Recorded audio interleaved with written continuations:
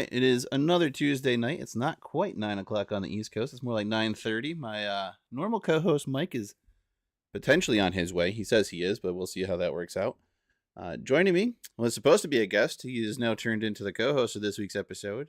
Tom, also known on the Twitters as Let's Mull It Over. He's here to talk about the upcoming series between Western Michigan and the Arizona State Sundevils, a 1-2 matchup in the NCHC, and the Penrose is potentially on the line here. Yeah, thanks for having me on, Wes. It's very exciting times here in Tempe. I just actually got back from our weekly radio show called Hell Frozen Over, and the excitement is really palpable here, both within the program, within the diehard fans, even casual fans who don't really keep tabs on the hockey team. I saw a lot more people attending the show this week than I have any time this season. I've been going to every show all season long. Yeah, winning will definitely draw some more fans out of the woodwork. But it's definitely I don't want to say it's a surprise to see Arizona State where they are. I know that they were projected to be pretty low in the rankings. I didn't feel that way. They're a little bit hot. They have exceeded my expectations of what they've done this year. I mean, there's still two weekends for them to play, so they could still kind of end up where I thought they might have. But exceeded expectations to this point. But I wonder if we're at a point, having that late buy starting to take effect here. Because you guys came out of the gates hot. I mean, you took down a previously undefeated Denver in Denver. Yep. A previously, I think we might have beat them before you did, but competed well with Colorado College, the two teams in your little 3-team pod this season. Went up and played well against a North Dakota team that you've had a little bit of success the last few seasons getting to know the NCHC teams. Yeah, actually, North Dakota came down here. Oh, yeah, right. We split with them the first weekend out of the holiday break, or I guess second weekend, because we host the Desert Hockey Classic that first weekend of January. Yeah. So, I mean, you fit right in with the NCHC and have played some extremely good hockey. I mean, I've watched a couple of the games, end up on CBS Sports Network and get the national audience there. But yeah, no, I mean, I don't think you could have asked for a better first season in the conference than what we're seeing for the Sun Devils. Absolutely not. And when we're going on a stretch where we're winning 14 out of our last 20 games dating back to mid-November, that's a hot streak that even I didn't really expect in my wildest dreams. Like I knew the squad that we have, and we've got all the right guys in place. It's just we have got the injury bug biting us early in the season, going up to Colorado Springs, and really kind of getting a rude awakening to our first taste of NCHC play. A lot of people I know were coming out of that series thinking, we're in over our heads. We're not really built to compete with this conference this season. And I think the vibe was really solidified after that first game here in Tempe with against Omaha on November 15th. But then, we're really outplaying these teams. When we're putting up 35, 40 shots a night, and we're just getting bad puck luck, and going up against Caden Mbarico at home, he's kind of hit a little bit of a skid as of late, but early on he was looking every bit like the Richter. I believe he was a finalist last year, and he was certainly on the watch list this year. But you run into a buzzsaw like him in net, and it's you kind of take that with a grain of salt, and then just come back home. We get the split with Omaha, and that kind of feeds us a little bit of momentum. And I actually went to the Denver series that weekend before Thanksgiving, and I'm going into Magnus. I'm thinking, what, if we can find a way just to take 2 points in any fashion this weekend, I will consider that a win. And then walking out Friday night after we pulled off that late upset win, I'm talking to my group, and I'm thinking, we're going to sweep them. It wasn't just a case of we can sweep them. It was, we're going to.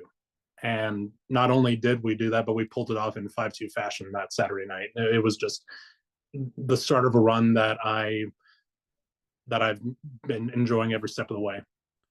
Yeah, I mean, I didn't expect a sweep. I definitely figured that was a split going into that weekend. To me, it didn't seem like Denver had really played the competition we're used to seeing them play. I mean, granted, they were 12-0. They were beating teams they were supposed to beat. I think they were the number one team in the country at that point. If not, they were top three for sure. Um, but I felt like they had weaknesses, and you guys exploited all of them. And it was a full 60-minute thing. I think you guys came back with a couple third period comebacks in each game and really forced the hand and pulled away. I think maybe the Friday night game was the one I saw more, but kind of pulled away from Denver late in the third just by the pure play. The scoreboard may not have been as far as the talent level that appeared to be on the ice difference that night, but really held your own against a top team and kind of shocked the hockey world there for a second. Like, hey, a lot of people were putting you guys down where the St. Cloud team is right now. I don't think anyone really expected you to be in the Miami territory. I don't think a lot of people expected Miami to be in the Miami territory this year again.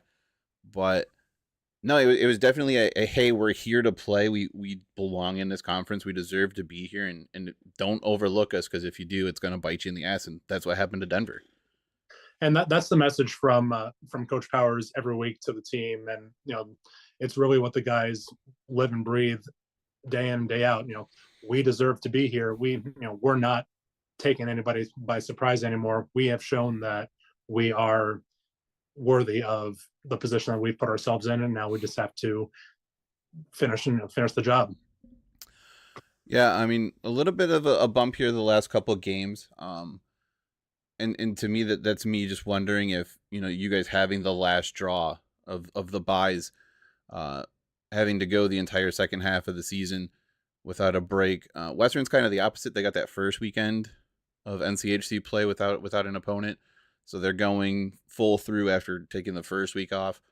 But I think you're seeing how much of a grind this conference really is, and just goalie after goalie is a top goalie in the country. They're up for awards. They're near the top in goals allowed, goals against percentage, save percentage. Like, it's just stacked with NCHC guys. And in fact, you guys are actually leading the conference in goals scored in conference play at 77. Got about an 8-goal lead on everybody else. You're second overall behind Denver, who has 119 to your guys' 110. So the offense is definitely there. It's just, like I said, there's goalie after goalie that you're like, all right, we just played this one. Who's next? Oh, it's Matt Davis, defending national champion. Who's next week? Oh, Caden Mberka, one of the top goalies in the country the last couple of years, and I think was NCHC goalie of the year last year. Oh, who's after him? Oh, it's Cam Rowe and Hampton Slukinski. Jesus, does it get easy? Nope, it sure doesn't. And that's something that we knew coming into this conference, and how I'll pivot to last year, how we had TJ Sempton-Felter in net for us, and he was really great for the first half of the season. Then just riding him all season long just really wore him down. And that's something that we never would be able to do in this conference. I'm incredibly thankful that we have both Homer and Pavicic in net. Some nights they're on more than others, but it's I think we've got a pretty solid tandem. Definitely not to the caliber of Rowe and Slukinski, but certainly easily the next best goalie tandem in the conference. You're still going to have Matt Davis, who is going to put up otherworldly numbers against anybody not named ASU. I actually did a little bit of a breakdown after the return series down here, and he's allowed over 4 goals per game against ASU in the 4 games this season. Meanwhile, he's sub 2 goals against anybody else throughout the season. Yeah, no, he's a very good goalie. I mean, he had the injury last year that kept him out the mid part of the season, but came back strong and competed extremely well down the stretch in the NCHC year last year in the playoffs. Winning the Frozen Faceoff trophy, and then continuing into the NCAA tournament and lifting the national title in the same spot they won the Frozen Faceoff there in St. Paul, Minnesota. Speaking of St. Paul, Minnesota, joining us now, just a little bit late, just a touch, my normal co-host and UMD fan, Bulldogs fan, Mike. Mike, this is Tom. He is our ASU co-host for the evening. Yeah, my bad. It's all good. You guys took us to task this past weekend. So, really kind of humbled us a little bit after our search we've been on.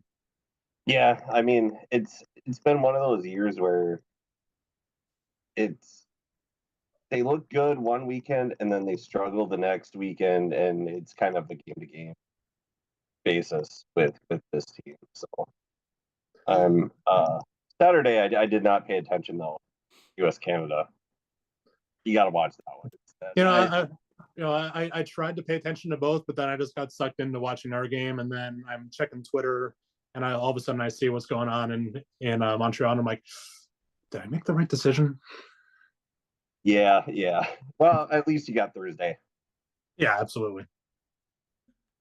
I was at the Western game, so there was no watching the US Canada game. But that was always the right choice. But to Mike's point, I think a lot of that just has to do with how young that Minnesota team is. They're being pushed by their rookies. They've struggled a little bit here. I think Minnesota, the admin there is kind of knows that this was a down year for the program, the last couple of years anyway, and they're really getting it back into their good recruiting classes. So they're just kind of riding that out, giving Sandlin the opportunity to do what he does better than a lot of coaches in the country, and putting together a team that will find a way to win. And they're gelling here at the end of the season, which I think is really what you hope for with the kind of the way the team is structured right now down there. 2 new goalies, a plethora of new kids. They had some injuries early in the season that they're recovering from. A lot of teams have built back from their injuries that they suffered in the early part of the year.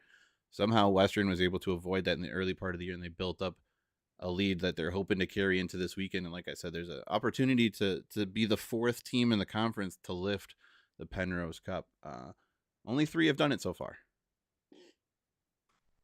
Yeah, I think we've talked about it, and when we had Brad on, he brought it up too, that our team is very, very young.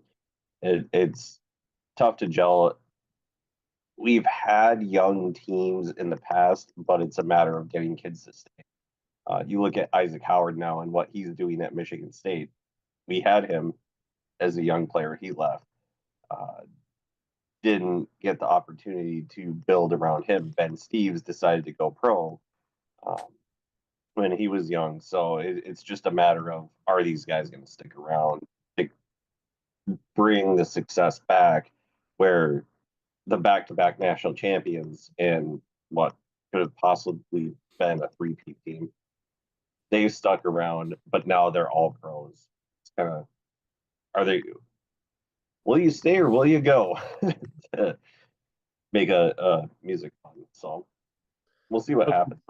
To Duluth's credit for being as young a team as you guys are, Clayton Knapp has really stood out to me after a little bit of a question as to who was going to be the go-to starting goaltender. He's really emerged as a solid number 1 for you guys, and I everything I saw from this weekend against us, he's definitely the guy that you want in net night in and night out.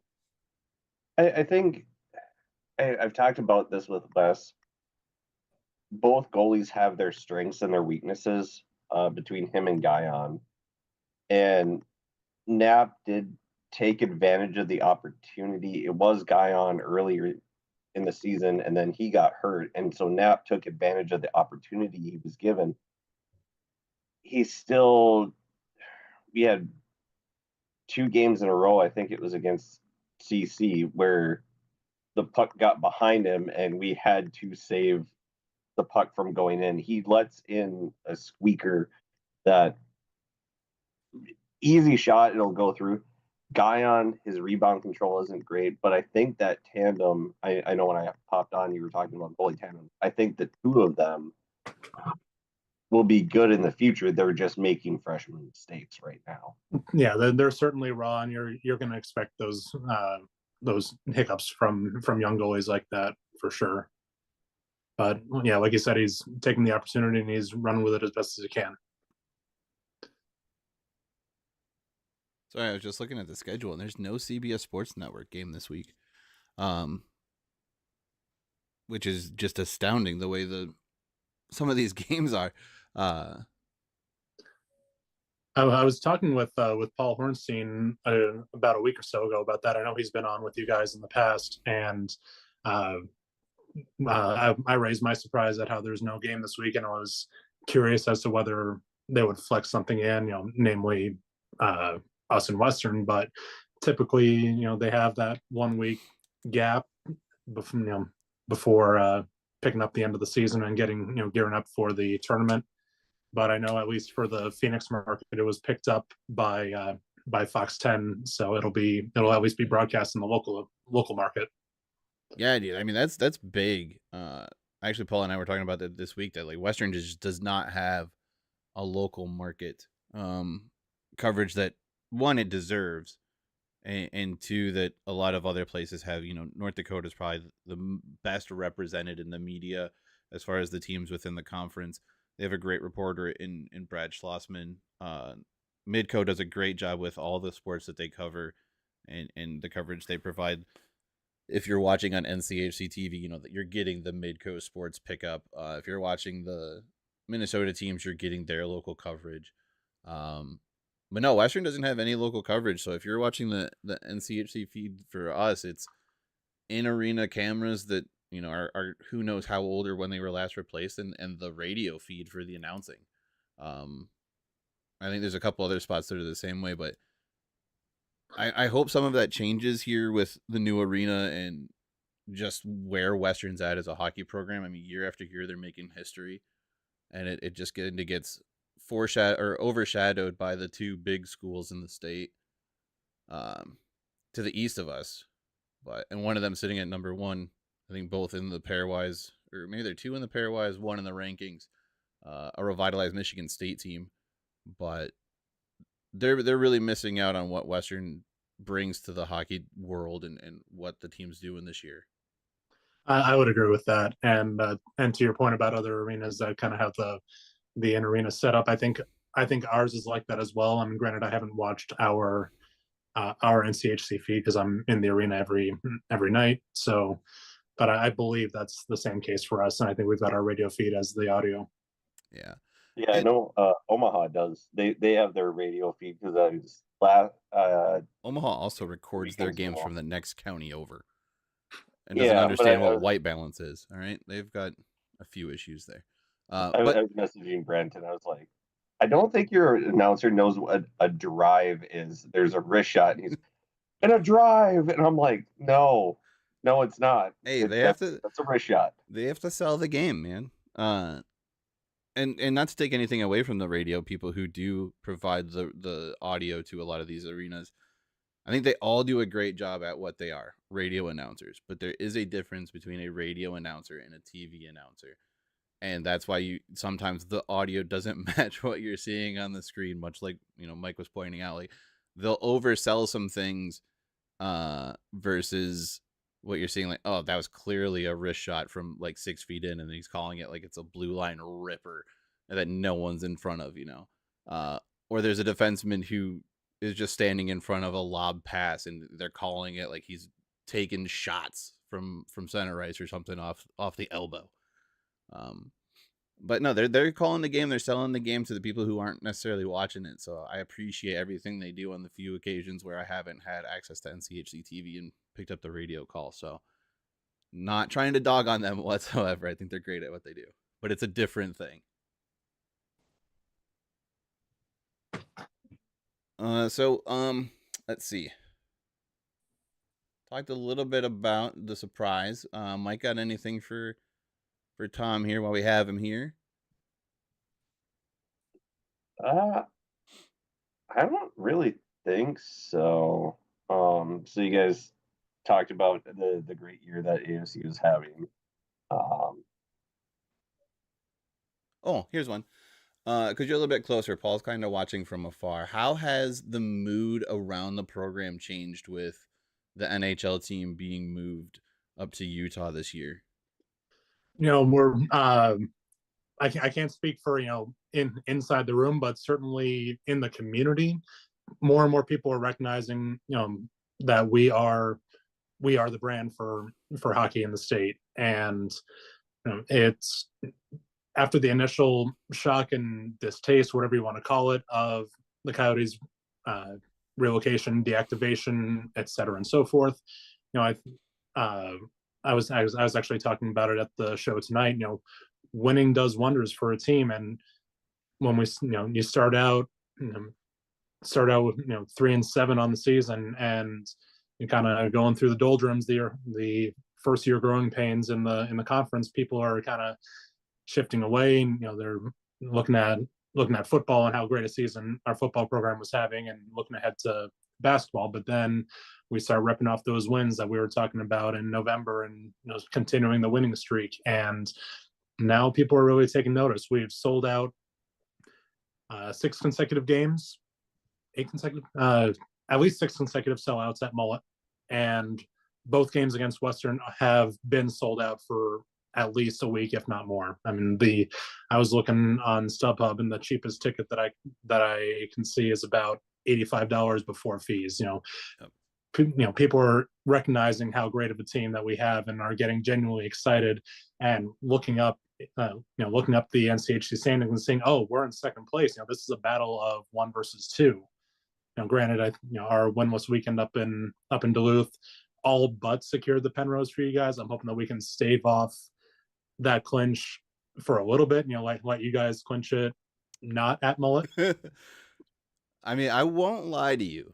I won't be upset if they don't bring it back with them, and they can win it maybe the next weekend over North Dakota, in front of a, albeit probably slightly smaller home crowd with students on spring break in a couple weeks. But no, I think the expectation for the team, is to go down there, take care of business, do what they've been doing. And I think if they win both, I think we can afford to go to overtime once if we win in overtime. Yeah, we bring in the Penrose back. If you guys claim 5 out of 6, that clinches the Penrose. Yeah, so definitely nothing to overthink, but at the same time, I think there's a lot on the line here that's going to keep the boys juiced and make it a good game for everybody to watch, and for both teams to hold their attention and really get 120 good minutes of hockey this weekend. And I'm sure Firsch is telling his guys the same thing that Powers tells our guys, is control what you can control, and just take 20 minutes at a time, one game at a time. Don't look ahead to what Saturday is going to bring on Thursday. Focus on Friday first, take care of business on Friday, then move to Saturday.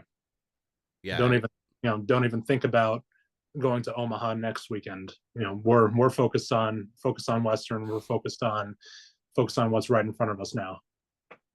Yeah, and I mean, Omaha is the off team this weekend, so I'm pretty sure they're going to be glued to their TV sets to see if they can learn anything about the Arizona State team, or if those games are going to be more or less meaningful the next week. But still, there's still a lot on the line, even if you're not playing for the Penrose.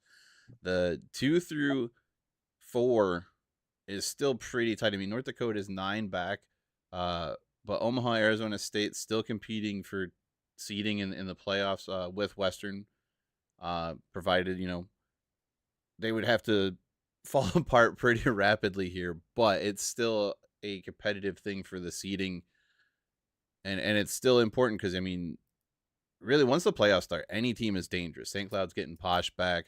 Minnesota State's kind of found themselves Minnesota Duluth has found themselves in a little bit of a run here. Colorado College can come out of nowhere and shock a team. I know they've done it twice to Western at Lawson Arena. North Dakota is North Dakota. I mean, as much as we want to try and dog on them for having a bad year, they're always a dangerous team, and results may not have been what they wanted to, but they always have talent. Omaha wants to try and get back for the last go in St. Paul after making it for the first time last year. Arizona State's the new kid on the block, and they want to show they belong. And Western's trying to do something they've never done before, and that's win a regular season conference championship, and take that into the playoffs. I mean, there's still a lot on the line here in the last 3 weekends of NCHC play that I think is going to be a lot of fun hockey, even if the Penrose is decided this weekend. Absolutely, I agree with that. We just got to watch out for that Washi kid, though. I mean, clearly, he's going to try and take out your best player intentionally. But then he's going to stand around and make sure that he's okay before leaving the ice. Because he's curious. What a terrible person. But no, that's some of the drama that's been floating around between Western and Omaha. That I didn't talk about early in the episode because we were going to try and get that out of the way before Tom joined us. But yeah, I don't know. To me, the biggest thing is I don't like just throwing out dirty players for intentional plays. I think if you have any kind of platform, your responsibility is to kind of be, I don't want to say neutral because it's not what I mean here, but it's to be professional, to act in accordance that's not putting yourself, the conference, the players you're watching in negative light. Like you could say, yes, it's a bad play or it was an unfortunate play, but I don't like just throwing out the word dirty. I don't like throwing out intentions because you can't prove intention as much as you may want to. And then to, put yourself and those that you represent, if you represent a brand, like I may not want to speak for Mike, but at some point, if I make a statement from the podcast platform, we're both responsible for that statement. And we both have to present as though, like, I'm not going to try and sell him under the bus. And I would hope that he wouldn't try and throw me under for saying, well, I didn't say it. He said it, or they said it. Like, true, but you represent it together. It's a unified message that's coming out of a unified brand. If you want to do that on your personal stuff, cool, do it on your personal stuff. But it also enables all of the people who follow you to try and jump on board. And now it's, everyone's kind of chill with each other, but now everyone's at each other's throats. And it gets to silliness, and everyone's kind of arguing like, well, if the roles were reversed, would you really be trying to say it about your player? You'd be defending your guy just as much as we're defending ours. And it becomes silly at that point. I think it was a play. Yes, it's unfortunate, but my whole point has been every center does it. Dude, you watch the play, and he's going down to get leverage underneath. And Tim Washi he's not a dirty player. He's been doing this for a long time. He has no history of it. Here's the circumstances of the play. There's 6.1 seconds left in the period. You're just outside your defensive zone. You're not trying to win that puck straight up. You're just not. I'm sorry. Like, that's not happening because you're not trying to put it in a spot where the opposing team can get to it. You're trying to get down and just muck it up on the face-off dot and kind of turn it into either a rugby scrum or like a lacrosse face-off. Like, you're just trying to both get low and get on the puck and delay as much of that 6.1 as you can. The fact is that, in my opinion, Washi got to the spot first. The Omaha player kind of turned into him, and an unfortunate event happened where they met in a compromised position for Israel's, and he went down. And it sucks because he's a good player, and you hate to see good players go down. But again, to attack a player, I don't think is fair on a play that probably 90% of centers run at least once a game. And in the circumstances that it was in, you're not trying to win that face-off clean. Who was it a couple of years ago? Was it Biondi that two-hand chopped the Wisconsin player in the face? Oh, yeah, dude. You guys, yeah. We're not talking about that sort of situation. No. That was definitely... Yeah. And I'm not going to say that Biondi is a dirty play for it. I think it was an unnecessary play when he did it. But yeah, that dude's out there trying to chop a tree down behind the net after a play and almost takes a dude's head off. And that's a completely different circumstance too. I mean, also look at the scrum that happened at the end of the North Dakota Denver game. Each team is without a player who's been very good for them this year. That messes up the next two series. It messes up the next North Dakota and the next Denver series because they both got suspended for Friday's game. For maybe being a little bit emotional. And I would say their emotions were higher than whatever happened between Washi and Israel's. But yeah, I think I think there's just a responsibility that you have to be aware of if you're trying to talk about anything in a public space like this. and I think there's a thing with the the players in general. Now, you look back in NHL history, Matt Cook, was he a dirty player because he had a reputation? Yeah, probably. The kid that slew-footed Jared Spurgeon a month ago, he'd been suspended 9 times in the queue, a couple times in the AHL. This was his first NHL suspension. Yeah, probably a dirty player. You have a reputation if it's that many times. It happens once. I mean, Ryan Hartman, I'll say it right now, he's been suspended enough times. He's probably a dirty player. Not gonna deny it and defend him for what he does. Kind But of a hockey play happens. in that same category, I'll lump in Zdeno Chara's hit on Max Pacioretty into the stanchion along the bench. Yeah, kind of deal. it doesn't make you dirty for making a hockey play. It's that Chara hit. I remember that. It's a nasty hit, but it's a circumstance of playing the game and just what where he was on the ring. Yeah, really just unfortunate timing, unfortunate location, and it's just now he gets the reputation because of that one moment. Yeah, and I mean, but you can also look at you take that circumstance too, and then you look at maybe one of the most famous hockey moments in the last still even 30 years almost now,